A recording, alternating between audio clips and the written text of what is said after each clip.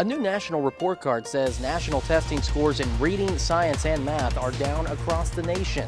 That's partly due to the pandemic. I'm Chris Warner. We'll take a look at how local districts are doing and what they're doing to ensure their students stay ahead of the curve. Plus, help wanted, how a worker shortage is hurting businesses in Grove, Oklahoma. The 4 states' most watched news starts now. The National Assessment of Educational Progress has released the latest national report card, and scores are down in some states. This is KOAM News at 6. The NAEP monitors the academic performance of 9, 13, and 17-year-old students with long-term trend assessments.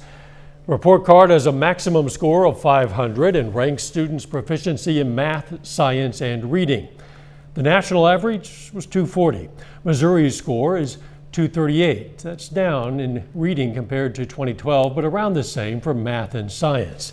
The Kansas score, 239. It's also down in reading. Oklahoma's score is 237, but the state is up in science. The NAEP has not yet released specific district data, but local districts have their own monitoring in place for student performance. KOAM's Chris Warner spoke with the Neosho and Joplin school districts about the trends they're seeing. Since district numbers aren't currently available from the NAEP, we asked the Joplin and Neosho school districts about state standardized testing results. Joplin saw a decrease in those test scores, which Superintendent Dr. Melinda Moss attributes to a couple of things: the abrupt end of the school year in 2020 and the chaos of the 2020-2021 school year. Last year was frequently disrupted with isolations, quarantines. We had more students migrate to virtual education. We had hybrid schedules. We had a lot of things that, to me, really, at the end of the day, emphasize the importance of regular attendance, and it emphasizes the importance of in-person instruction. Down the road in Neosho, Assistant Superintendent of Curriculum Nathan Manley says they actually saw a bump in their test scores. Manley says keeping kids in school is one of the best ways to keep scores going in a positive direction. It starts with their safety and well-being, them having some consistency every day, being provided the best education possible. So when we take that out of the equation, it leaves a lot up in the air, and you're just not sure what's going to happen, because we know it's important for them to be here. Both districts have implemented changes that aren't focusing on standardized test scores as much as they're focusing on student progress. We're checking our students' progress and we're checking their growth. And while proficiency rates are important, and that's what you see with state assessments, it's that growth target, and if a student is behind, what is their expected growth in order to catch up, and are we growing our students academically? We certainly met and talked about what standards and objectives were most important, how we were going to look at those, how we were going to teach them. And that's been a big piece, and when students aren't able to meet that, we try to give them additional time and support to get there. In Joplin and Neosho, Chris Warner, KOAM News. The NAEP report says overall scores are up across the nation since the 1970s. We have links to that data on our website. Of course, that's KOAMnewsnow.com. Worker shortages are an issue all over the country right now, and right here in the 4 states. Since the surge of the Delta variant, many businesses have been struggling to hire and maintain new employees. In tonight's Making It Work report, we go to Grove, Oklahoma. The town has been hit hard by worker shortages recently. Their Chamber of Commerce president says it has to do with the area relying so heavily on tourism, which was impacted by the pandemic. It's been a challenge for us here in Grove and Grand Lake because of the seasonality of our community. A lot of times we will have issues trying to ramp up for the summer months and things, trying to find workforce, but with COVID and some of the impacts from that, it's been an increasing problem here in Grove and Grand Lake. The Chamber's president says they've held career fairs with other chambers throughout the region to try to bring more workers to Grove. Boy, another beautiful day out there. Doug Heddy. Yeah, it turned out to be a great Monday for us after we saw a fantastic weekend. Temperatures were just about perfect. Mid-60s Saturday, mid-70s yesterday, back into lower 70s for us again today. But pretty much clear skies. Nothing is going on here. Really not much across the entire Central Plains except a few clouds out across central Kansas, down through Oklahoma and parts of Texas. Those will roll through tonight, but we're going to stay dry. So it looks fine throughout the evening into the overnight hours. Temps dropping back, upper 60s to near 70 degrees. At this point in time, we'll continue to slowly drop back as we go through the evening hours, but a little bit breezy for us today. Winds picked up out of the south at about 10 to 20. We'll see this tonight. We'll see this again as we go into Tuesday afternoon. For the evening hours, still a little bit of daylight, dropping back through the 60s and then eventually into lower 50s later on tonight. We're going to look at our next chances for showers and thunderstorms here in just a bit. Catch you then. KBI has been called in to investigate an attack that killed a 20-year-old Crawford County jail inmate.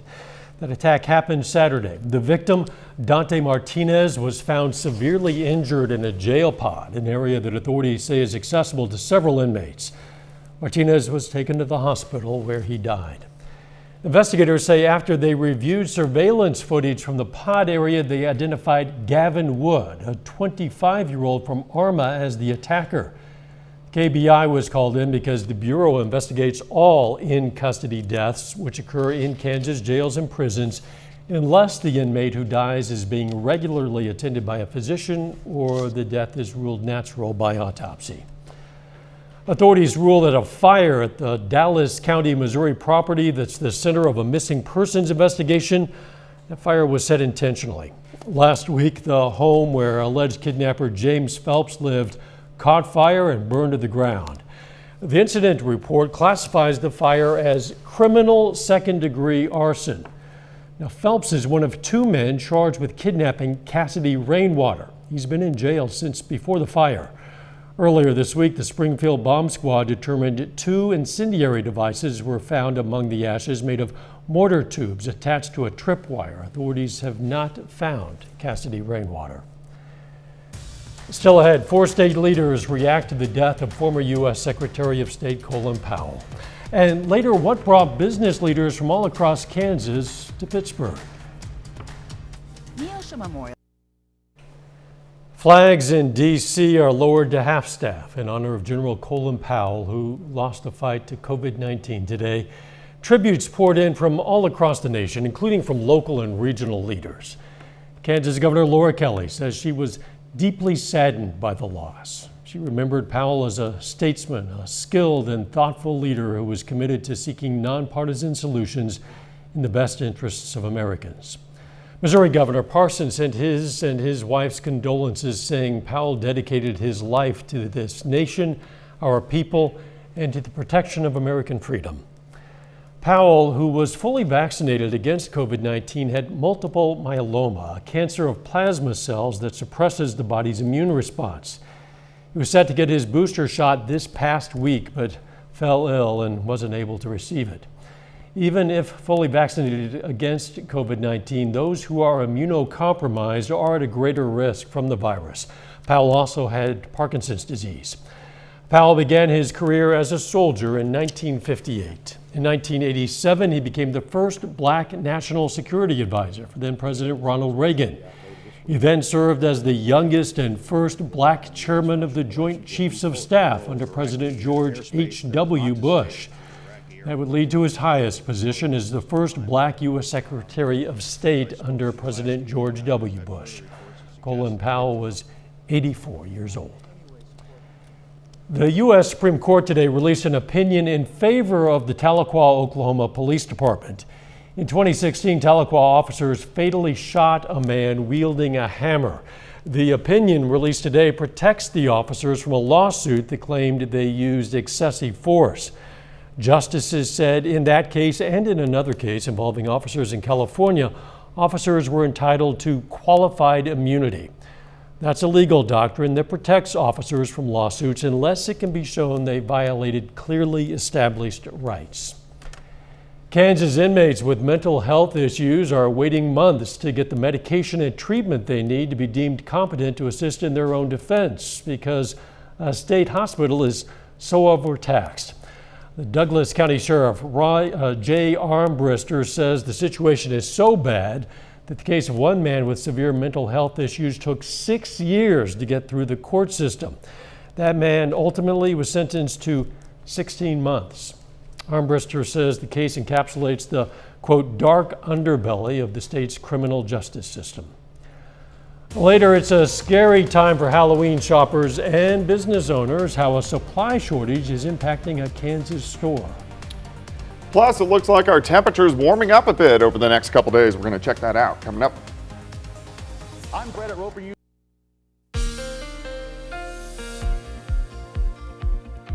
Well, we had a fantastic weekend on tap for us. As temperatures were great, 60s Saturday, 70s yesterday, and then looks pretty good most of this week. We're going to continue with these really nice fall-like temperatures, mainly 70s over the next several days. We do get a cold front on Wednesday. This is going to give us a few showers and cool us back down a little bit Thursday and Friday. Thunderstorm chances for the weekend. Of course, you can always get my long-range forecast on my month-long blog. That is KOAMnewsnow.com. All right, temps right now anywhere from 69 in Stockton, Neosho, Lamar. We have 70 in Grove. Pittsburgh is sitting at 69, 70 Independence. Yates Center is checking in at 70. We're slowly dropping back. The winds have picked up a little bit today, especially during the afternoon. We got south winds at about 10 to 15. It's going to stay kind of breezy tonight. Kind of windy once again as we go through the daytime hours tomorrow, but it looks great. Here's 7th and range line. Sun is beginning to set. Currently 69, south winds at 10, humidity at 42%. So through the evening, of course, our daylight hours, evening daylight hours are shrinking up on us. So, and of course, that's all going to change here in just a few weeks, the beginning of November when we fall back an hour. So we're losing daylight, but temperature is still pretty good as we drop through the 60s. And then into the 50s by the time we head into the overnight hours. Not quite as chilly as what we did see over the past couple nights. Nothing going on here. We have clear skies, just a few random clouds.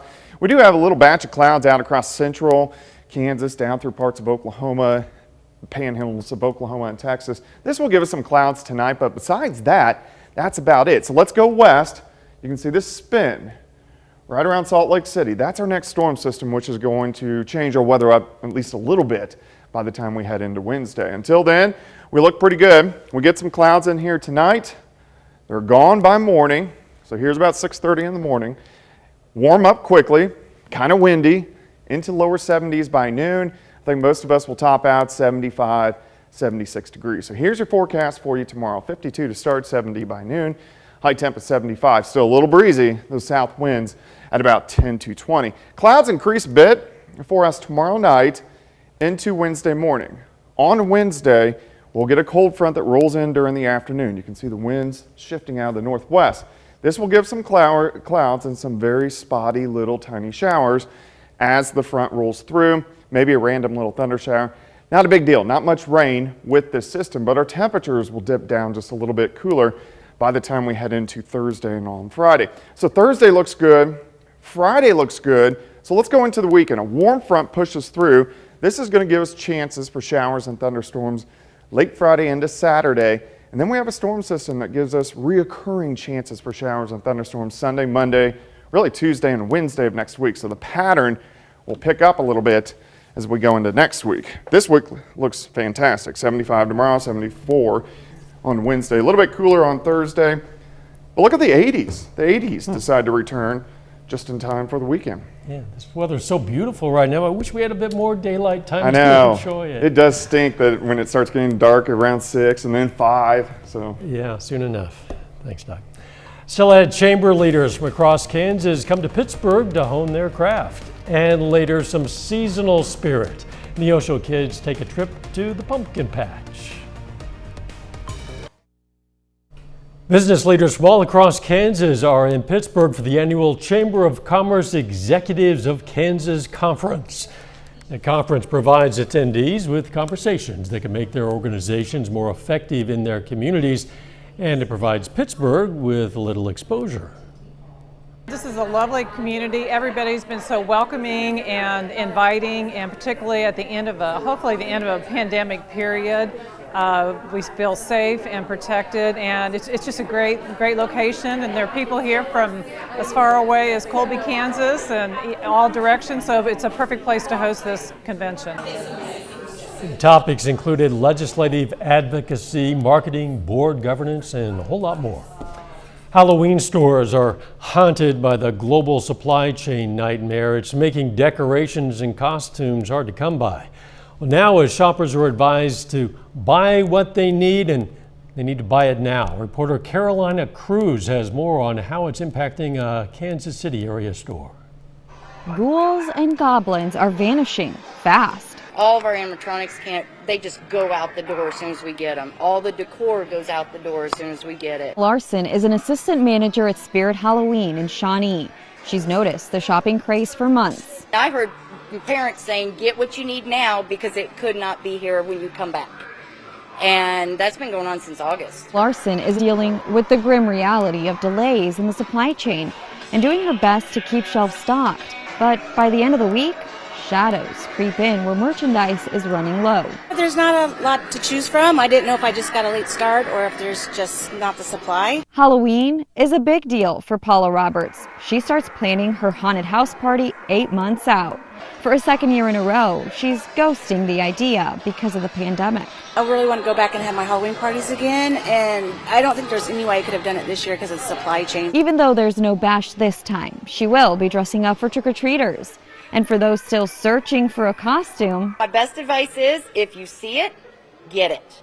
Don't think you're going to come back in a day or two and pick it up, because I guarantee it's not going to be here. The National Retail Federation expects Halloween spending to hit a record $10.14 billion. Doug is up next with a final look at the weather. First, though, ladies and gentlemen, start your pencils. Hundreds of area students face off in math relays. What's your reason? We take time now to honor a local veteran, Airman First Class Clifford Felland. The Joplin native served in the U.S. Air Force, and we are proud to salute Airman First Class Clifford Felland. He's tonight's four-state hero. Jordan Abbey joins us now with a look at what's coming up tonight on KOAM News at 9 on Fox 14. Tonight at 9, some local business owners say they've hit a wall when it comes to hiring employees. Also, the world reacts to the passing of former Joint Chiefs Chairman and Secretary of State Colin Powell. And a new report warns of the dangers of some medications used to treat asthma in children. That and much more coming your way tonight. KOAM News at 9 on Fox 14. Jordan, thanks. Fort Scott Community College today was host to the high-stakes competitive world of math. Hundreds of students from 18 area schools rolled in for the math relays at Fort Scott. Kids tested their skills in mental math, set algebra, equations and inequalities, geometry, and more. Some tough stuff. They were given 15 minutes to complete tests in their categories. They study for these. So each of the math teachers, they get copies of these tests, and they work with their students that really enjoy math, and they prepare for these math contests. So if they're not an athlete, they may want to just be a mathlete. There you go. 333 students took part in the math relays. Some elementary students in Neosho, Missouri got into the fall spirit today with a trip to a pumpkin patch. Benton Elementary hosted the event for its kindergarten students. It's part of a lesson the kids are learning about involving pumpkin characters. The event featured activities like hay bale jumping, sensory corn tubs, and ring tosses. It's free play and it's exploring for them, which is something that's really important because kids learn through play. So they're getting to do that now, and they're getting to experience a lot of that freedom of choice. And so it's just really exciting to be able to bring our pumpkin unit, which we've done for the last several weeks. We have to talk about it. The pumpkin patch event took place again at Benton Elementary. Boy, a great day to get outside and enjoy some pumpkins or anything else, really. Yeah, and our temperatures all week long are going to be fantastic. 75 tomorrow, 74 on Wednesday. We are going to get some clouds, a random shower in on Wednesday. A little bit cooler, but still fantastic on Thursday. And then look at the 80s. They return for the weekend. Also, thunderstorm chances. Thanks for joining us. We'll see you right back here for KOAM News at 10. Let's make it a great evening.